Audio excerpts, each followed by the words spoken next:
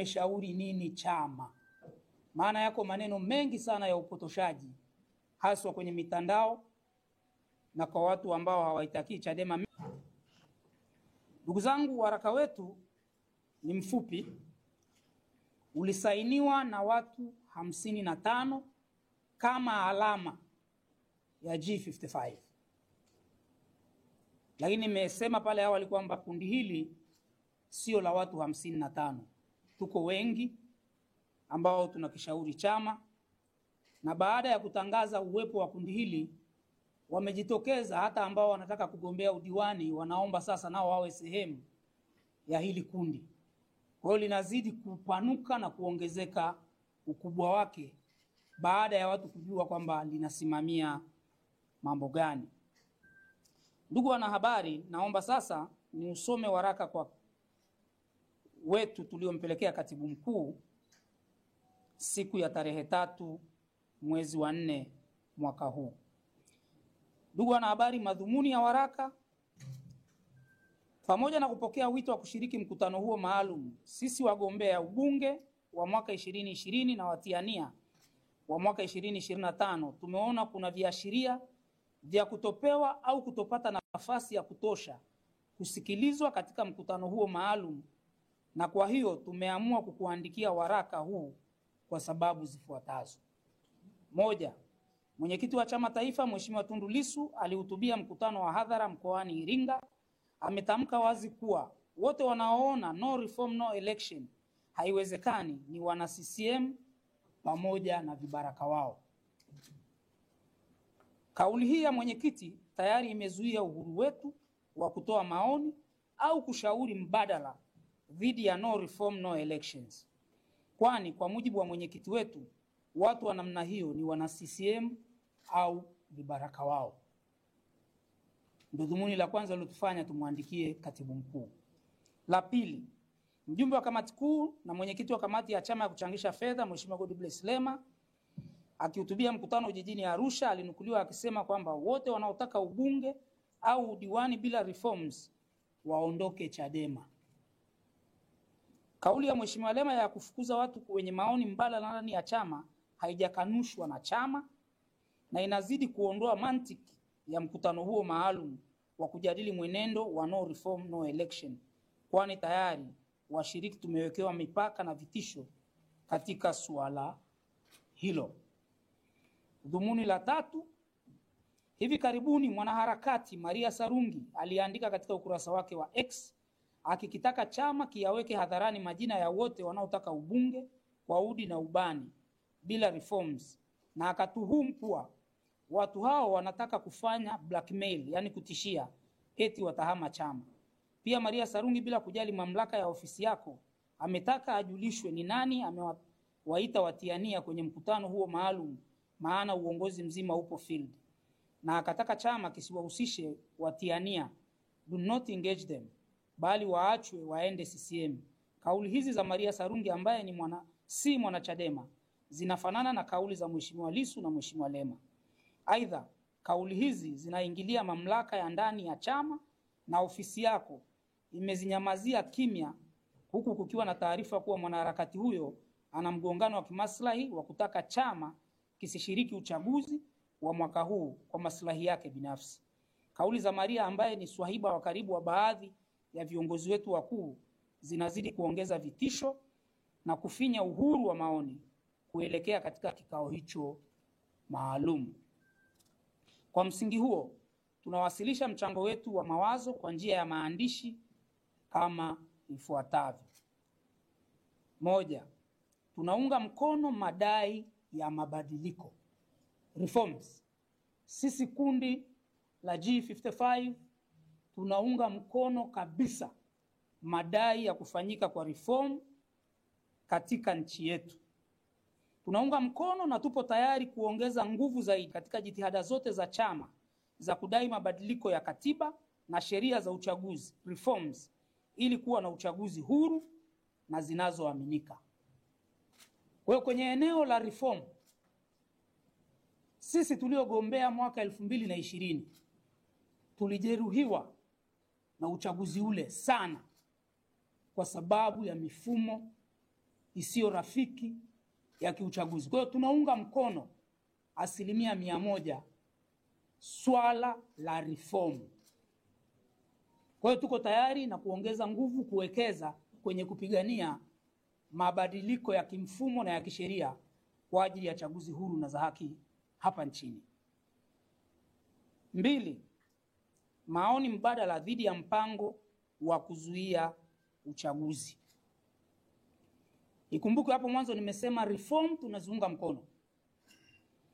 Tunasita kuamini katika mpango wa chama wa kuzuia kufanyika kwa uchaguzi mkuu 2025 iwapo mabadiliko hayatopatikana, tukiwa na sababu zifuatazo. Kwa hiyo sisi kwenye no election, njia ambayo chama kimetumia tunaiona sio njia sahihi, na ndio maana tukachukua wajibu wetu kama wanachama, wengine wanachama waandamizi, kukishauri chama chetu kwamba njia ya no election walioamua kuitumia hatuoni kama itatufikisha kule tunakotaka kufika. Moja, tunaona kuwa haiwezekani kuzuia uchaguzi kwa kuwa kujaribu kuzuia uchaguzi huku ukiwa nje ya uchaguzi itakuwa ni sawa na kufanya jinai.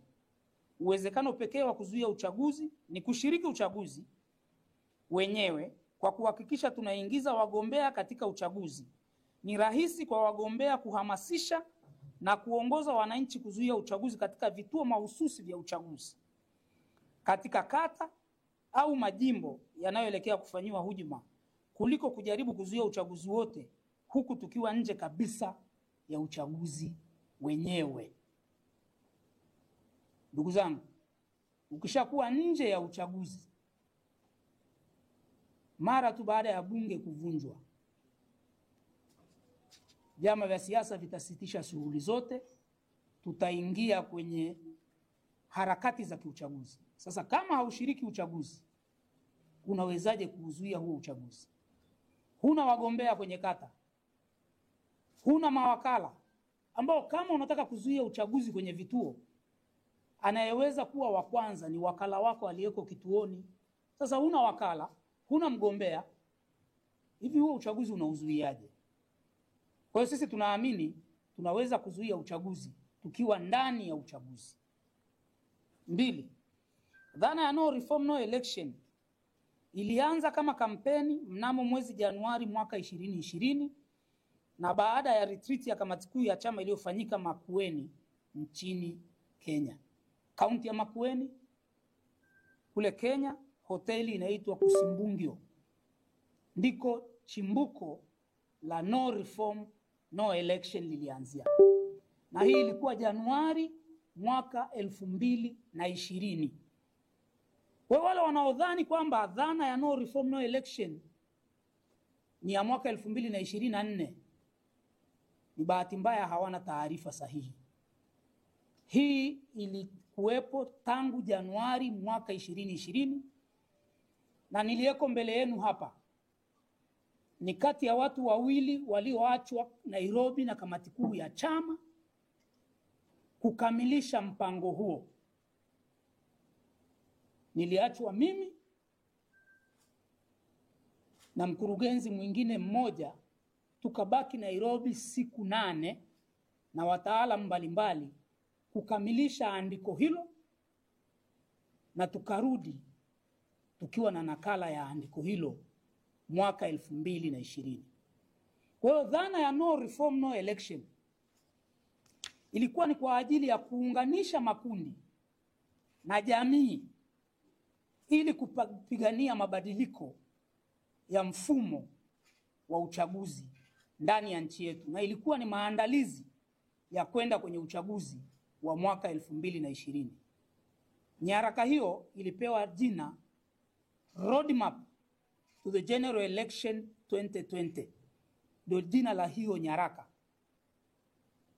Na hiyo nyaraka ipo, nina nakala yake. Tukilazimika tutaiweka hadharani ili taifa lijue dhana hiyo ilianzia wapi. Kwa hiyo wale mnaofikiri ni kitu kimeanza juzi 2024, kwa kweli hicho sio sahihi, ni kitu kilikuwepo tangu mwaka 2020 na bado tuliweza kushiriki uchaguzi mkuu wa mwaka 2020, dhana hiyo ya no reform no election ikiwepo.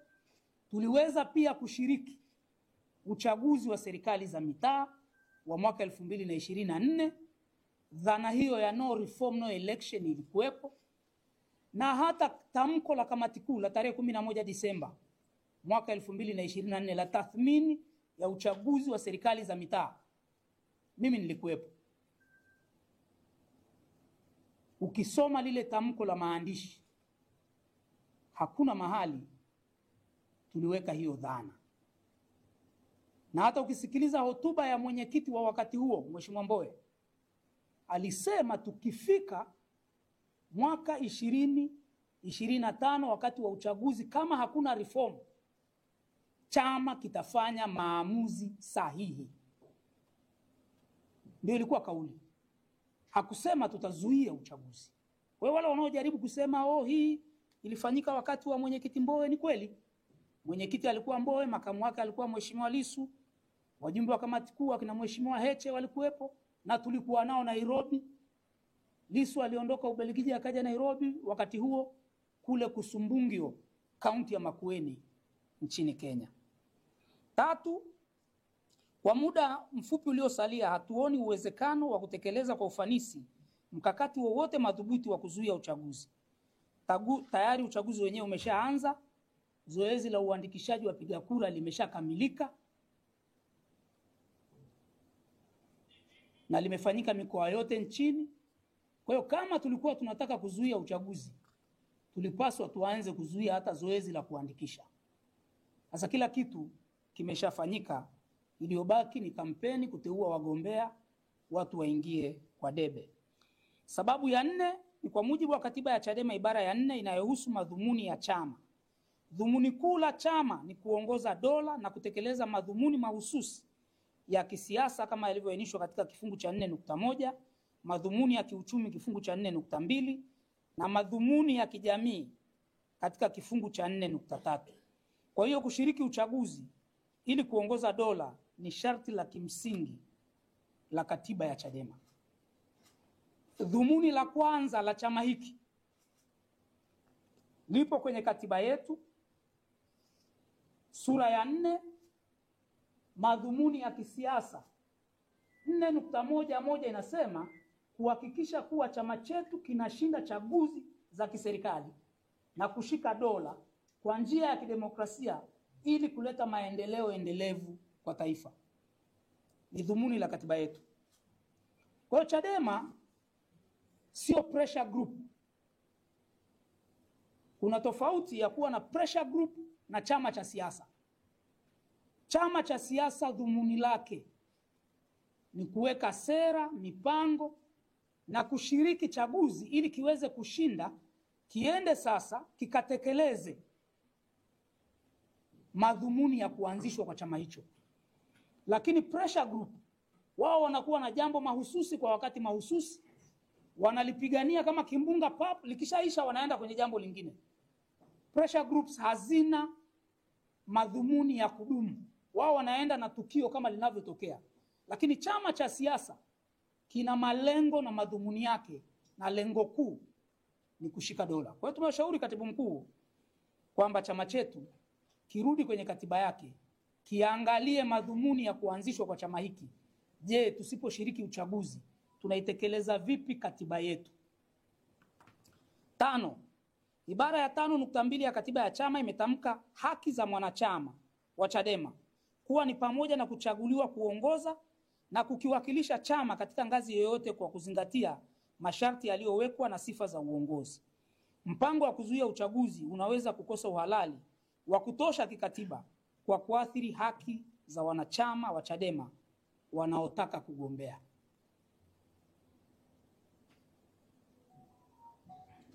Hili kundi linawakilisha haki za wanachama wa Chadema wanaotaka kugombea.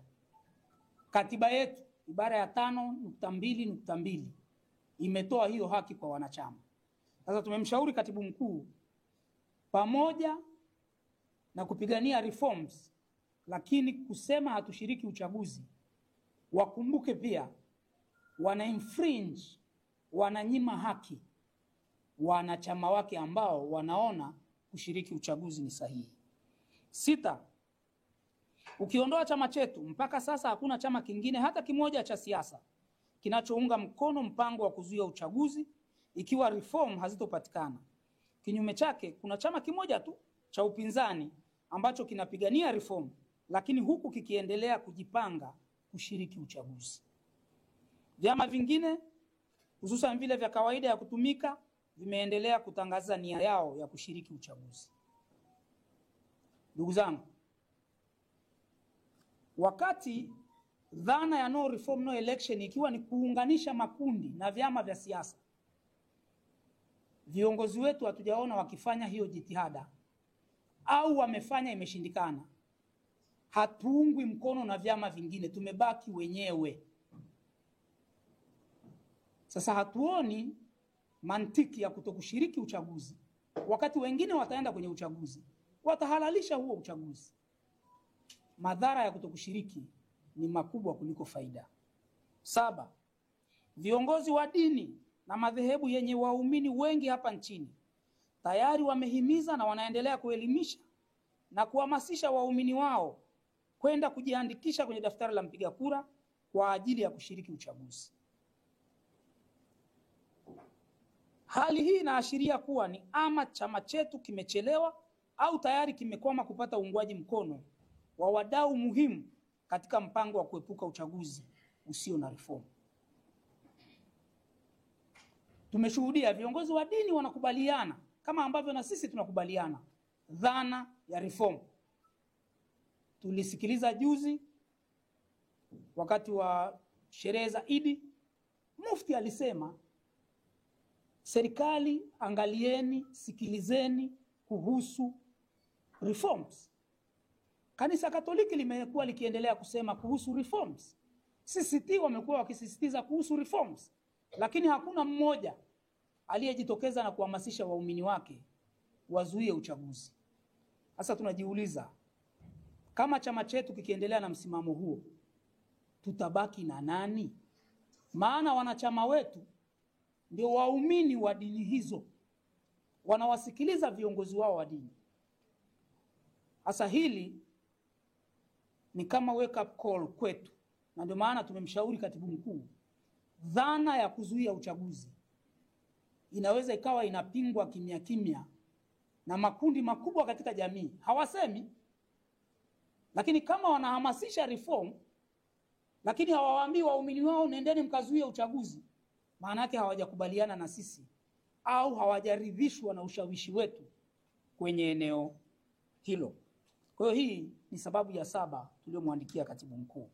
Sababu ya 8, uchunguzi na uchambuzi wetu umeonyesha kuwa wadau wengi wa demokrasia wanaunga mkono madai yetu ya reform, lakini wanasita kuunga mkono mpango kamili wa chama chetu wa kuzuia uchaguzi iwapo reform hazitapatikana, kwani hali hiyo inatafsiriwa kuwa ni karibu sawa na kufanya uasi au kuvunja katiba na sheria zilizopo licha ya ubaya wake.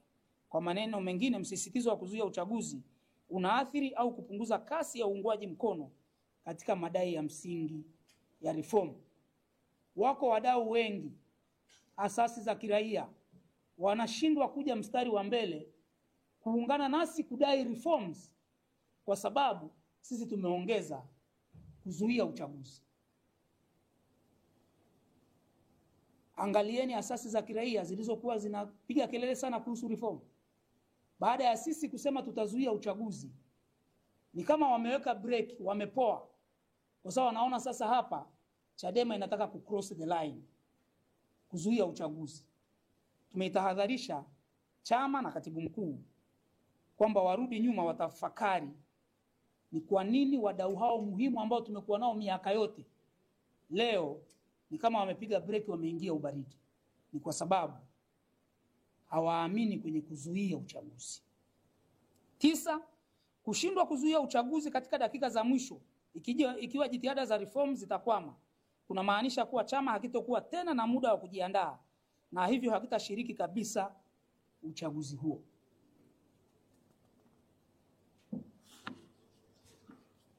Tumemshauri katibu mkuu na chama, wakati tukiendelea na mapambano ya kudai reform, chama kiendelee na maandalizi ya kiuchaguzi.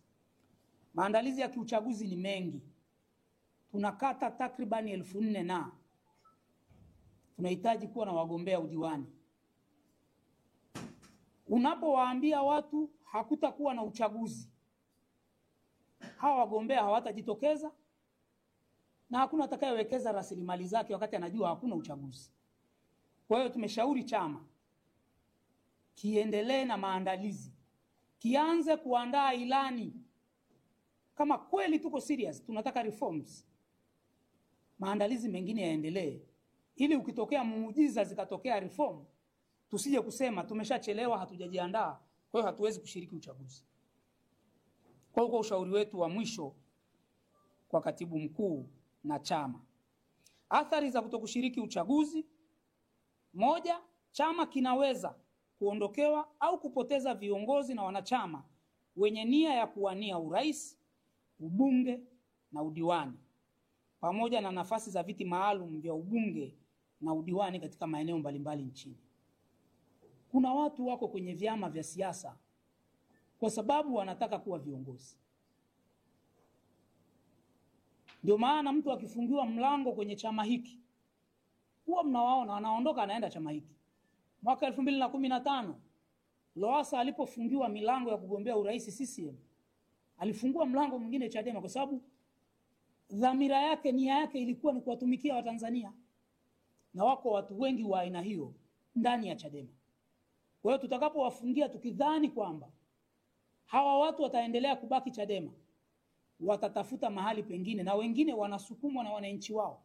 Mathalan, kwa mfano, tuna diwani wetu pale Kigoma, kata moja, tangu mwaka 92 mfumo wa vyama vingi uanze, anaitwa Gimbi. Kata yake amekuwa akishinda muda wote. Hasa mtu kama yule wananchi wake wanamlazimisha kwa sababu wamekaa naye, amewatumikia vyema, na wako wengi wa aina hiyo. Sasa ukiwafungia milango, yatatukuta yale yaliyowakuta CCM Karatu mwaka 95. Walipomfungia mlango Dr. Slaa wa kugombea Karatu, wananchi wa Karatu wakamwambia Dr. Slaa, toka CCM, nenda Chadema, tunataka wewe uwe mbunge wetu. Kwa hiyo tumekitahadharisha chama, hiyo hasara tuipime, tuone madhara yake, tusije kujuta. Majuto ni mjukuu. 2, chama kitapoteza mvuto kwa umma, kitadhalilishwa kwa propaganda na hata kudhoofika. Hadi sasa chama kimejikita katika vipande viwili vinavyosigana kuhusu jambo hili. Ikitokea tukishindwa kushiriki uchaguzi, mkatiko huu utakuwa ni wawazi na athari zake zitakuwa mbaya zaidi. Nimempa pia katibu mkuu hiyo tahadhari kwamba ndani ya chama tunaona makundi mawili. Ndani ya kamati kuu wapo wanaotaka kugombea. Mmewasikia wakisema. Ndani ya baraza kuu yako hayo makundi mawili, na hata ndani ya mkutano mkuu. Kwa hiyo hatutaki huo mpasuko uendelee kuwa mkubwa. 3, chama kitapoteza kabisa ruzuku baada ya uchaguzi, hivyo kuathiri uhai na uendelevu wa shughuli za chama. Kuna watu wanabeza hoja hii. Sisi tuliokuwepo kuanzia mwaka 2020 Disemba mpaka tulipokuja kukubali kuchukua ruzuku mwaka 2023, tulikuwa na wakati mgumu sana wa kukiendesha hiki chama. Tulishindwa kulipa mapango ya ofisi, tulipunguza watumishi kwenye ofisi za makao makuu, ofisi za kanda. Fikiria kanda, tulifika mahali tukaagiza wabaki watu 3, katibu wa kanda, afisa mmoja na mlinzi. Tuna kanda 10. Ukiacha watu 3, hao ni watu 30 wa kuwalipa kila mwezi. Tulipopokea ruzuku angalau tumeweza kuendelea kuwa maintain, lakini wako wanaobeza, chama sio kwa ajili ya ruzuku. Sawa, tunakiendeshaje? Kampeni yetu ya tone tone mpaka sasa imefikisha shilingi ngapi? Viongozi hawasemi kwa sababu hawana cha kusema.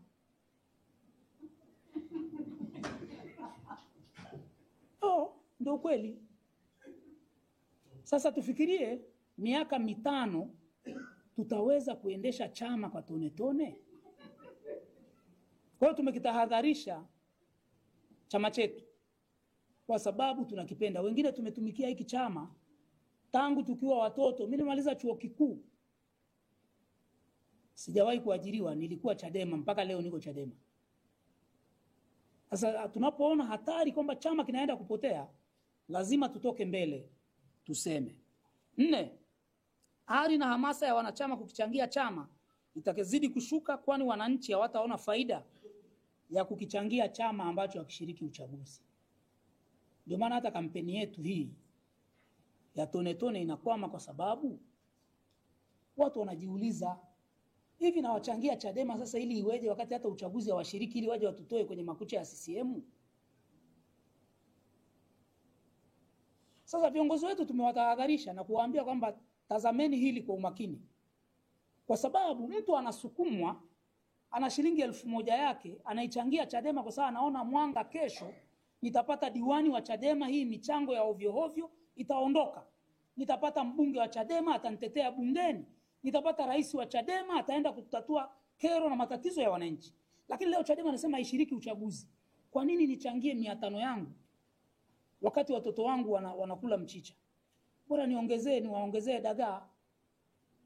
Kwa hiyo hatari tunaiona na tumekishauri chama.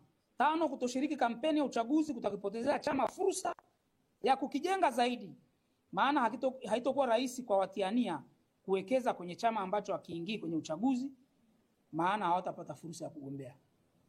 Ndugu zangu, chama cha siasa kinajengeka sana wakati wa uchaguzi, na sisi Chadema ni mfano. Mwaka 1995 hatukuingia kwenye uchaguzi wa rais. Mwaka 2000 hatukuweka mgombea urais. Chama chetu kiliendelea kudhoofika. Chama hiki kimeanza kukua baada ya mwaka 2005 tulipoamua kuweka mgombea urais Mheshimiwa Freeman Mbowe, akazunguka nchi nzima, tukatumia helikopta. Chama hiki kikaanza kunyanyuka, na tangu wakati huo hakijawahi kurudi nyuma, pamoja na madhila ya mwaka 2020 ambao chama kilishatangaza haukuwa uchaguzi bali uchafuzi. Kwa hiyo tumewatahadharisha viongozi wetu watumie fursa ya kampeni kuendelea kukijenga chama, kuimarisha wanachama na kupigania mabadiliko kwa taifa letu.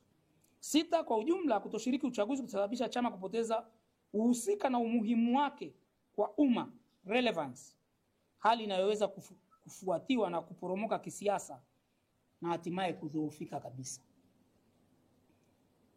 Hatutaki chama chetu kikawe dhoofu bin hali baada ya uchaguzi mkuu.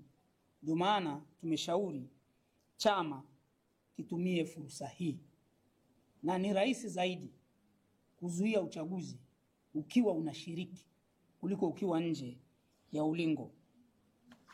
Ushauri wetu, tujiandae kwa uchaguzi.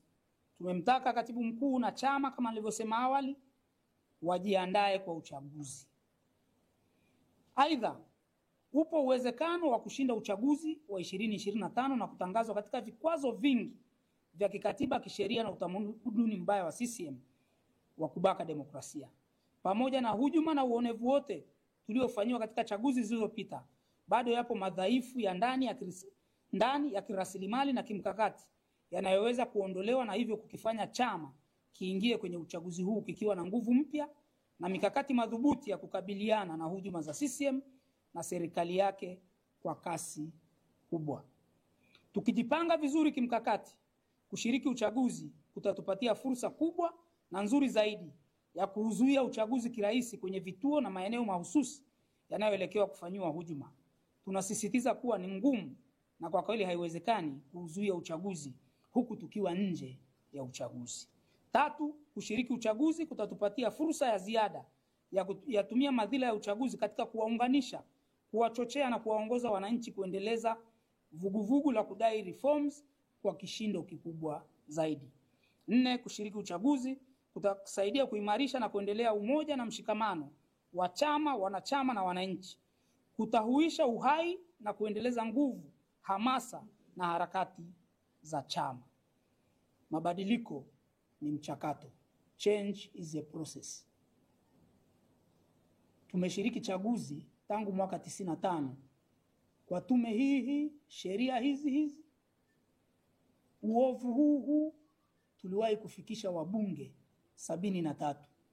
Tujiulize nini kilichochea chama pamoja na sheria kuwa hizo, tume hiyo mwaka 2015 kikapata mafanikio kiliyopata, kura za urais zilizotangazwa 40%. Nini kilikuwa kichocheo? Utaona kwamba tulikuwa na mgombea na wagombea ubunge sahihi. Tutumie vizuri fursa ya uchaguzi kwa kuweka wagombea sahihi, tutaweza kushinda uchaguzi. Hitimisho.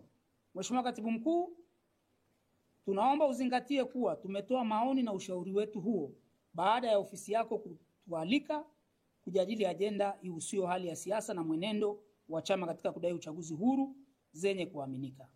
Kwa muhtasari wa maoni, ushauri wetu umejikita katika kuunga mkono madai ya reform, lakini wakati huo tukikisihi chama chetu kione haja ya kujiandaa na hatimaye kushiriki uchaguzi mkuu wa 2025 hata kama reforms hazitopatikana kwa wakati, kwamba kushiriki uchaguzi kutatuepusha na athari nyingi za muda mrefu za kudorora kwa chama, huku tukiwa pia na uwezekano wa kushinda au kuzuia uchaguzi kwenye maeneo au mazingira mahususi ya kiuchaguzi yatakayoelekea kufanyiwa uhuni, hujuma dhidi ya demokrasia.